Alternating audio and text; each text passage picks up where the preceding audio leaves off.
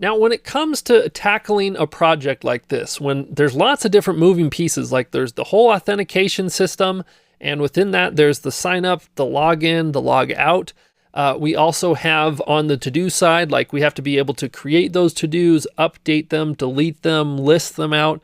There's all these different pieces at play here, and sometimes it's hard to know, like, where should I even start? And to me personally, I like to think of the experience of a user. So if someone came to our site, they can't create to-dos until they have an account, and they can't log into an account or log out until they can sign up. And so for us, that gives us a nice path forward. It's like, okay, first let's implement functionality to sign up. Then we can work on log out and then log in. And then we can move into creating to-do objects and then listing them and then updating them. Just if we kind of follow that flow, it will really help us to know where it is we should be moving in our project. So on that vein, let's talk about how we can help someone sign up for an account on our site. So as all things in Django, there has to be a URL for what it is that we're trying to make. So I'm going to do a new path here. And because we kind of have two different URLs that we're working with, we have the authentication stuff and also the to-do things. I'm just going to add a little comment here that says auth up above, not auth password validators, autocomplete killing me here. And then down below, we're going to have the to-dos, okay? And so with that, let's go ahead and make a new path for our sign up page. And I think I'm just going to make it the name of our site /signup. So I'm going to do sign up / let's go ahead and give the proper view for this. So this is eventually, in fact, let's just import it now. So I'm going to say from to do import views. Okay, so now I can say views dot, and I'll call this the sign up. You're going to see here in a minute why this is important, that we can't necessarily call this just sign up and just login. They're like the functions start to compete with each other. I'm going to call this sign up user, okay?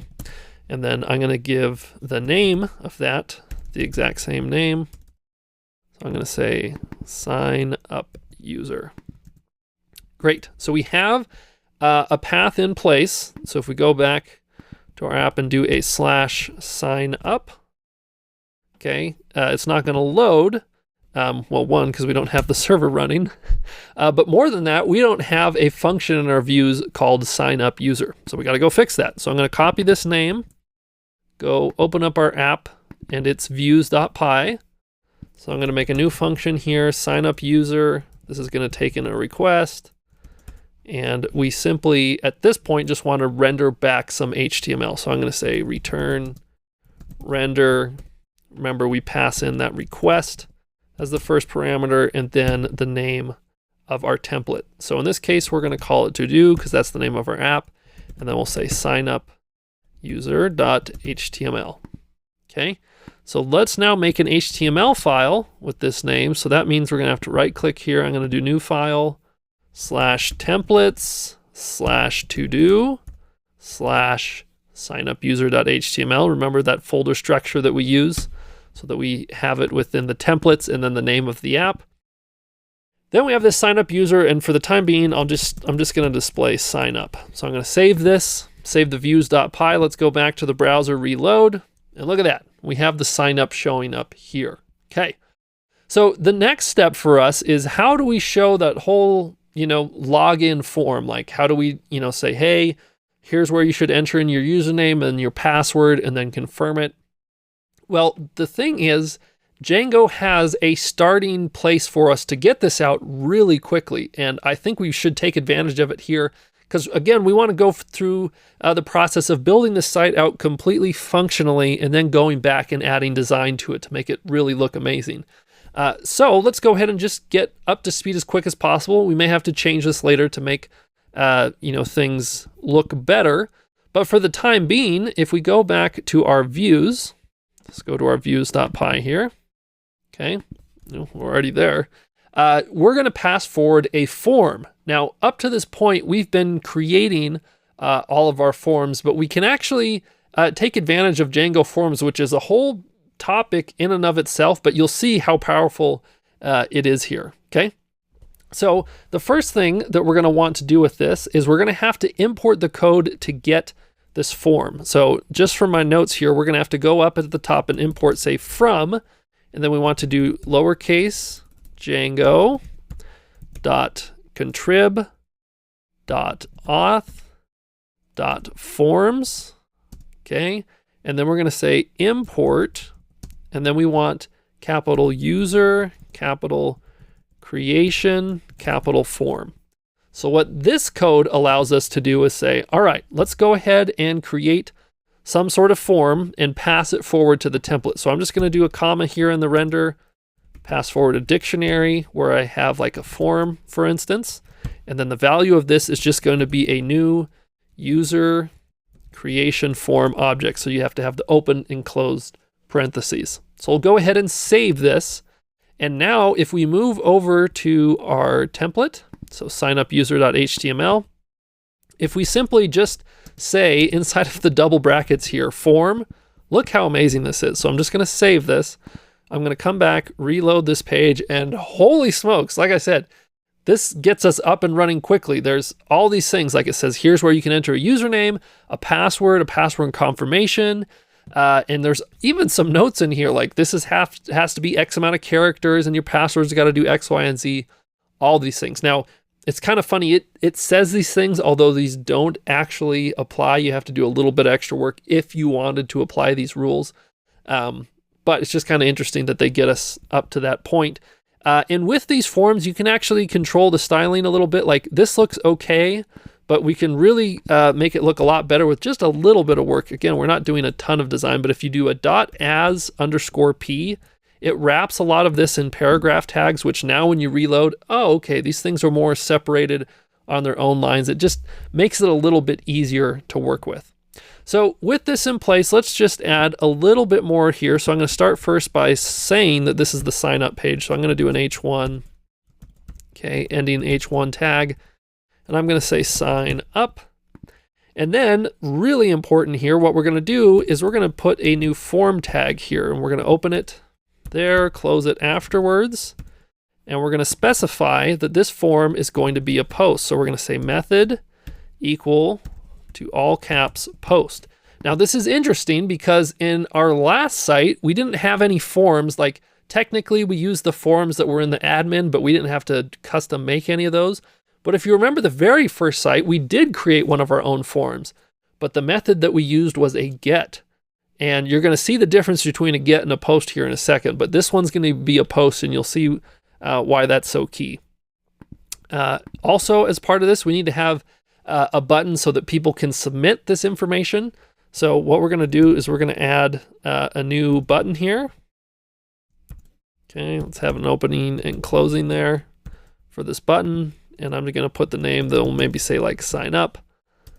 And we have to specify here that the type is a submit button. And the reason that that's important is if you have any button or input inside of a form that is of type submit, that means if someone is currently in that form, like their cursor is on like one of these paths and they, hit enter, it's going to submit that form for you. So we got to make sure that we have that there.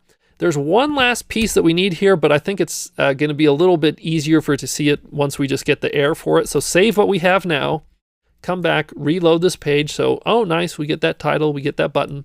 So let's go ahead and put a name. I'll say Nick, and I'll just pick some sort of password. I'm just putting gibberish in here, and I'm going to say sign up. Now, like I said, we get this error here, and this is the CSRF token missing. So as it says here, this is the cross-site request forgery protection here, that basically there's some issues where if you have different plugins on your website, as far as I understand this, I'm not an expert on this by any means, but if you have iframes of different things on your website, they could potentially take advantage of forms on your website, but by having the CSRF token, it can help you. So anyways, what we're going to do is we're going to copy what we have here. Just is saying, hey, inside of your form, you've got to provide this CSRF token. We're going to come back to the code and just paste it. It's just going to go anywhere inside of the form. It's a hidden thing. It's just part of it is we have to have that there. So we're going to hit save, come back, reload this page, and I'm just gonna hit enter so that we can kind of get a fresh new page. So I'm gonna say Nick, some gibberish passwords, sign up. And now you can see we have no error, but nothing really happened here. And the reason for that is what happened was when we hit the sign up button, that essentially, this is the button that submit inside of our app. And what it does is it says, I'm going to submit this form. And this form says, I'm doing a post. Now, if you add an action, you can say that you want it to go submit this to some URL. But in our case, we're just going to use the same URL that we have, the sign up URL. And so it does a post to that. So I talked about before, in the first site, we used a form with a get, and this time we're using a post. What's the difference between the two? Well, a post also sends forward information to a URL, but it keeps it hidden insofar as not part of the URL. It submits it separately. So the reason that this is important is if someone's submitting their username and, more importantly, their password, because like before, when we were doing the password generator, right? Like it would say up at the top in the URL how long they wanted their password to be, whether to include numbers or not. And that was kind of cool to see that in the URL. But if someone submits a password and their password is showing up on the URL, that's not really a good thing. Like that's something that should stay as hidden as possible, right? Like we still have to take it, save it into our database, all that good stuff. But it's not good to have that displayed. So the big difference between a get and a post is the post is going to not put any information up in the URL. The next thing is that between a get and a post is basically the idea is that a get is whenever you're sort of displaying information, you're reading something, maybe it's out of a database, that's totally fine. Whereas a post is saying that you're going to create something or take some sort of action.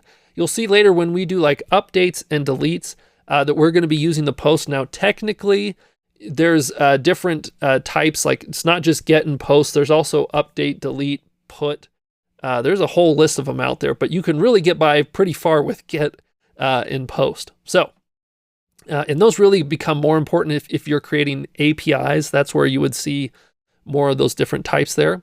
But for what we're working with here, the question is, okay, if someone posts this data back to the same URL, how do we access it? Well, it's here inside of the views. So when someone comes to this URL, the sign up user, which is just the name of our website /signup, the question is it a get or a post? And how do we handle that situation?